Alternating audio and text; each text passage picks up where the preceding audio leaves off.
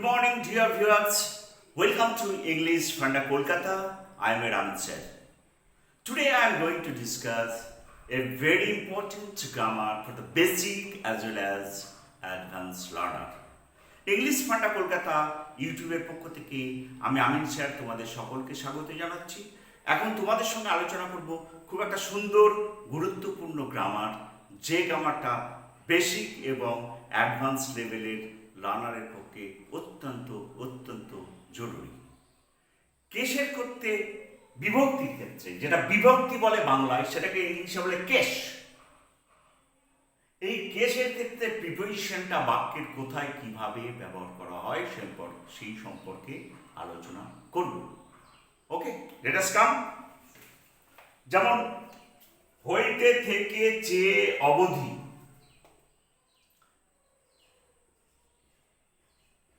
হইতে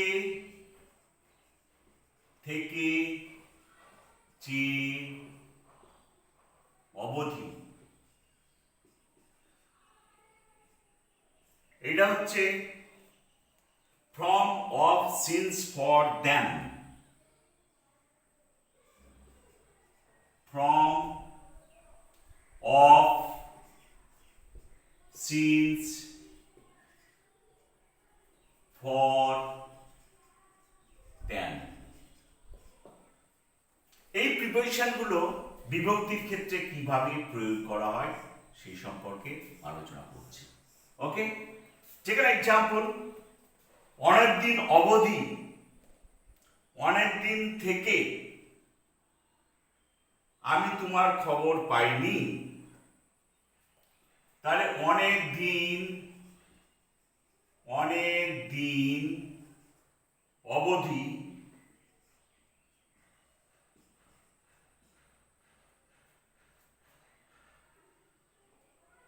তোমার কাছ থেকে কোনো খবর পাইনি। তোমার কাছ থেকে কোনো খবর পাইনি। দেখো এখানে অবধি ব্যবহার হচ্ছে, আর থেকে। তাহলে তোমার কাছ থেকে কোনো খবর পাইনি, তাহলে we have not heard, শোনা, from you,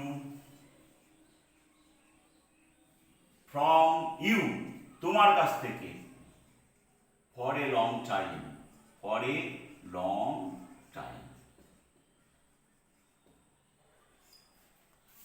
তাহলে দেখো we have not heard from you, তোমার থেকে, কাছ থেকে মানে from, R for a long time তার মানে অবধি।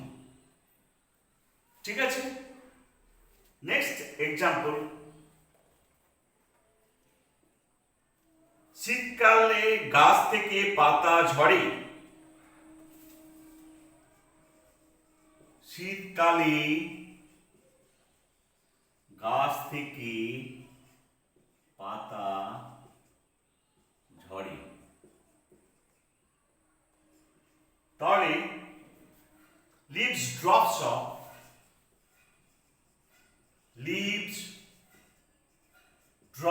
off in winter। এই গাছ থেকে কিন্তু ড্রপ অফ, ফ্রম হচ্ছে না, তাহলে ড্রপের পর অফ হচ্ছে। এই গাছ থেকে যখন হচ্ছে ড্রপ অফ, তাহলে leaves drop off in winter.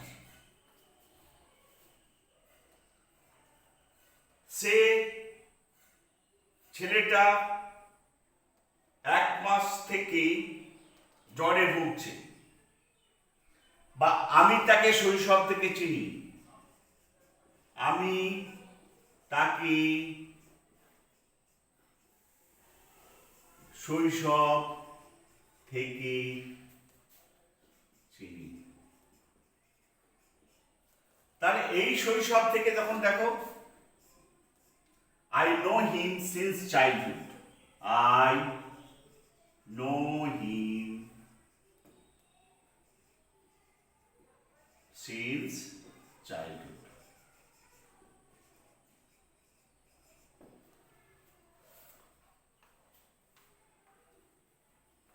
সে অন্য সবার চেয়ে দ্রুত, আমি মিলির চেয়ে বড়, চেয়ে, আমি তোমার চেয়ে বড়। তখন কি লিখবো? I am older than you. তাহলে এই যে থেকে দেখো তখন হচ্ছে দ্যান। ক্লিয়ার? তাহলে একটা জিনিস দেখা হচ্ছে এখানে, দেখো লক্ষ্য করো, হইতে থেকে চেয়ে অবধি, এই প্রিপোজিশনগুলো বিভক্তির ক্ষেত্রে অবধি যখন হচ্ছে তখন ফরে, আর কাছ থেকে যখন ফ্রম, গাছ থেকে তখন ড্রপ অফ, শৈশব থেকে সিন্স, আর তোমার চেয়ে চেয়ে তখন দেন। So guys, this is the way how you have to use proper preposition in case.